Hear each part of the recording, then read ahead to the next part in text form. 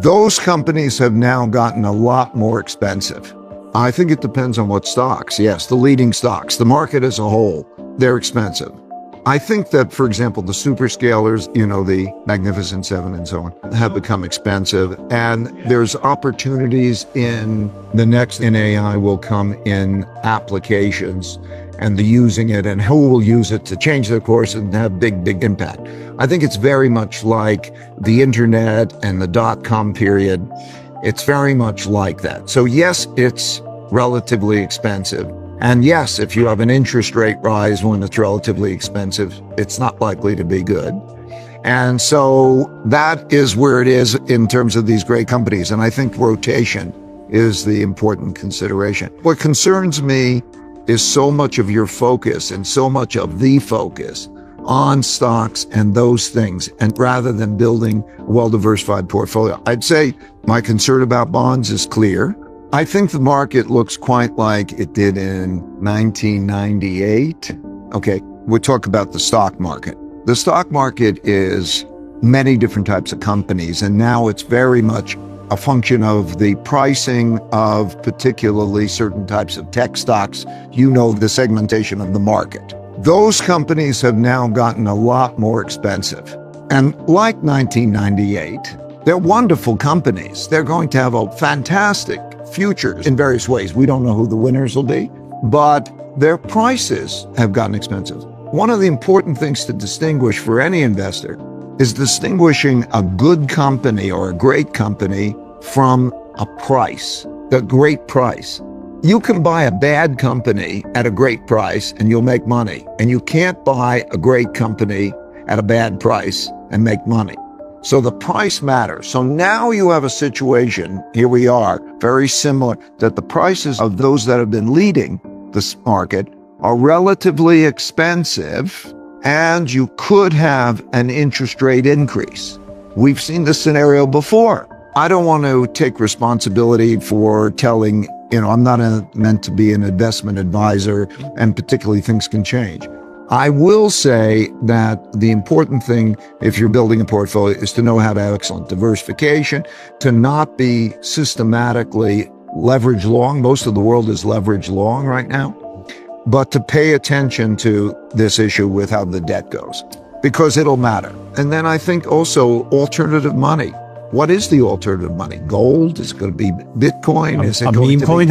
Okay, but to think about how to have diversification. My mantra in investing, if you follow this mantra, if you achieve this mantra, you will make a fortune. It's your holy grail. It's my holy grail. 10 to 15 good uncorrelated return streams that are risk balanced.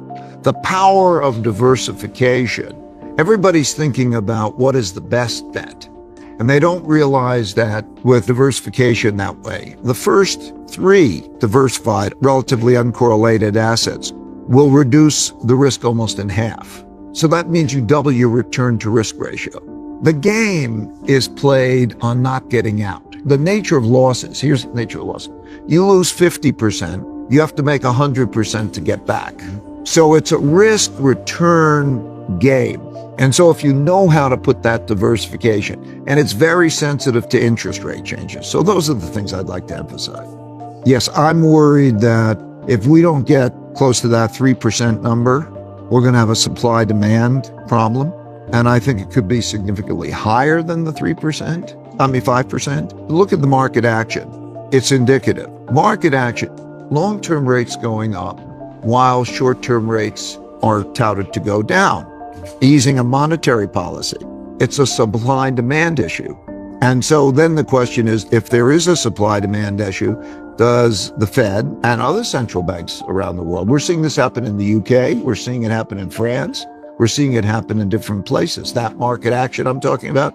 In other words, when rates rise, led by long rates, when the central bank is inclined to ease, and then you see currencies go down, particularly, let's say, in relation to gold or your relation to Bitcoin and so on, it's a supply-demand issue. No, I think we need to think about what is the alternative currency, because all currencies have this issue. Debt is currency, and currency is debt. So what I mean by that is, when you're holding debt, you're holding promises to receive currency. And what that currency is worth depends on the supply and whether they print it and so on. When you're holding currency, you're holding it in the form of debt. So we have a situation where we have too much debt. We have too much of it, and we're producing it at a fast pace. So we have to think, looking at history, what is the alternative money? And money has two purposes. It's a medium of exchange and it's a storehold of wealth. So yes, we have to think about alternative monies. And by the way, this is not individuals who are just thinking about it. These are countries and central bankers who are thinking about it. The changing in the holdings of bonds and debt as an asset and the buying of gold and other assets in terms of the mix is a reality. I think it's all the supply demand. If the long rate is rising and then you have this selling of bonds and so on, the central banks, because all of them it's true for, they will have a choice. And if you get it, combined with the pricing of assets, then PE multiples go up, expected growth rates of earnings and economic activity goes down, and you know what those cycles are like. The most important thing is realizing that competing in the market, there's alpha and there's beta. What I mean by alpha, are you beating the players? Competing in the markets to produce alpha is more difficult than competing in the Olympics. You wouldn't think to yourself, I'm going to go compete in the Olympics. But there's more people chasing after it, and it's a zero-sum game. Alpha is a zero-sum game. To get alpha, you have to take it away from somebody else, right? Beta means there's an asset class. So first, be humble.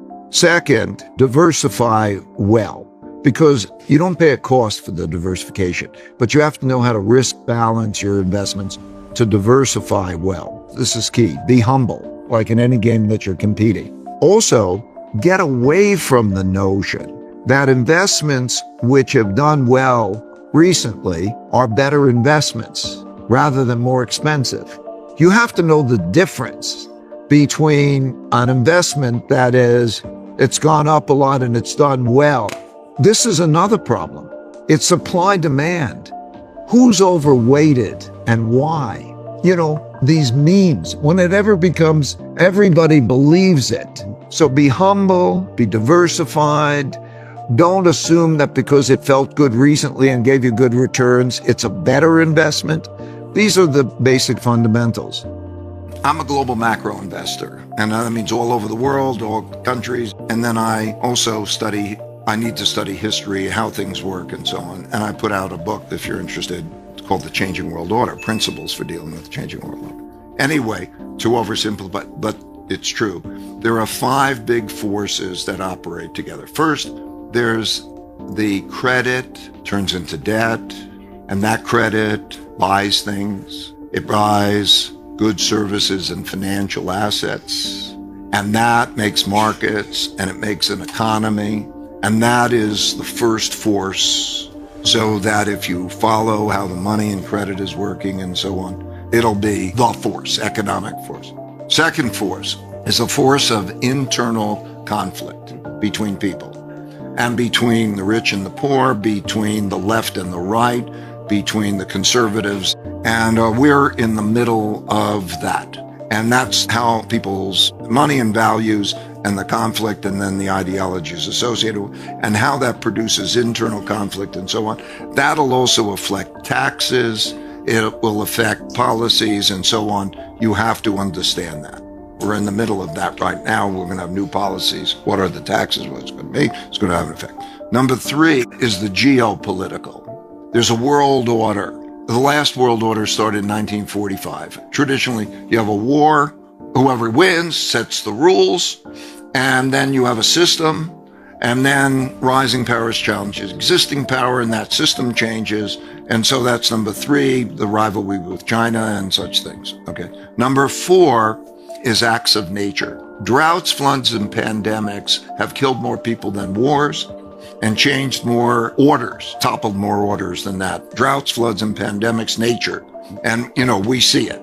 Los Angeles is burning. It's something. So nature, and they're all related. It's going to be costly. In one way or another, the climate thing is costly. You have wars. They're costly. They have financial impacts. And number 5 throughout history is man's inventiveness, particularly of technologies, new technologies. And, in my opinion, I've watched this, the printing press, the Industrial Revolution, all of these things. Nothing has come close to AI, in my opinion, because it's intelligence about everything. So it's going to create a tremendous change, and they're all going to interrelate. So like the technology war related to AI is going to be connected to the military war, each country, and so on. So those are the 5 big forces. So for me to understand the 5 big forces, I need data, I need these tools and so on to understand and to deal with them. I need rules, decision rules. Under these circumstances, if I did that, how and how does it work?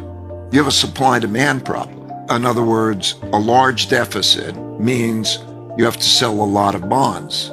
And the quantity that has to be sold relative to the quantity that's likely to be bought is a problem. And if people start to realize it's a problem, then they want to sell it. And then the problem gets worse and it kind of feeds on itself.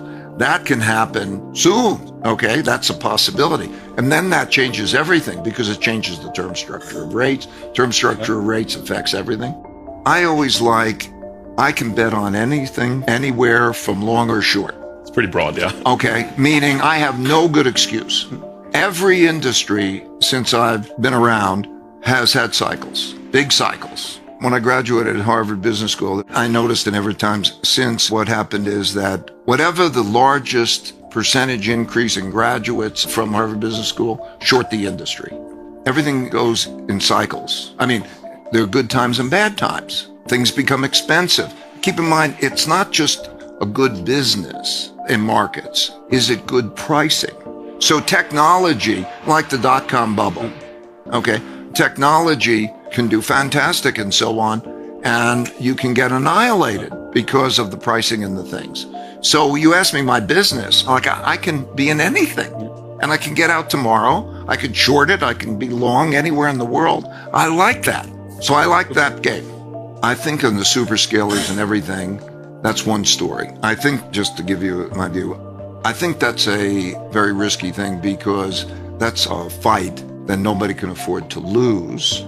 That's even more important than profits. So when you have countries, or you have the superscalers or something, and you have a competition, profits is secondary, and it's where the hype is. Okay, I think that in the applications or the transformations, the companies that are using it to radically improve themselves and so on, they are not understood. I think there's a lot of opportunity there. Yeah. There's not the hype. Yeah. First of all, I'm anti-money as we are dealing with. Debt is money. Money is debt. Debt is a promise to receive money. So the only value of it will be whatever value money has. And there's too much debt. And then money is held in the form of debt. So I'm anti that. Now the question is, what's the best way to deal with that? What do you hold that's the equivalent of money? Something that you can use it anywhere, it's accepted anywhere. So money is a medium of exchange and a storehold of wealth. What is the best? Okay, now I prefer gold. However, I have some Bitcoin, a small amount of Bitcoin, and I've had a small amount of Bitcoin for a long time for the following reason, my thinking. Okay, few reasons. Privacy, the issue of privacy. You're not going to have privacy with Bitcoin, okay? Meaning the government and everybody is going to follow it. If the government doesn't like it, it's a great thing for the government. They could tax you on it. They could just take it in various ways and so on. So that doesn't have those elements. It's not held as a central bank reserve. I don't think, at least maybe it happens in the future, but I don't think it's going to be held for central bank reserves because nobody wants another government going to be able to come in there and take it or do what they want with it. So that's a problem. Whereas gold is, okay, because there's a saying, in gold, it's the only asset that you can hold, essentially money that you can hold, that isn't dependent on somebody giving you something. Okay, and that's why I prefer gold. It's existed for thousands of years in all of those, so I prefer gold. Also, the behavior of Bitcoin is very difficult to make sense of a lot because it's a very still heavily a speculative vehicle.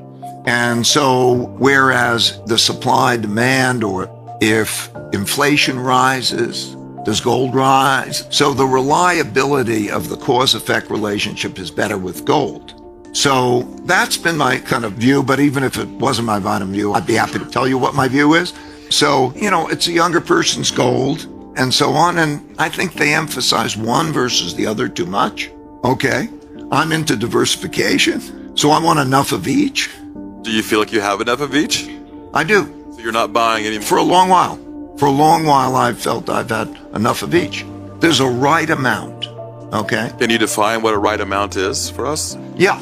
I think that you need the right amount of some mix of those is between 10 and 15% of one's portfolio. That's mathematically the right amount, and it's also a diversification. When I say mathematically, because of the correlation, when things go bad, that'll worry on your other portfolio. These things go good.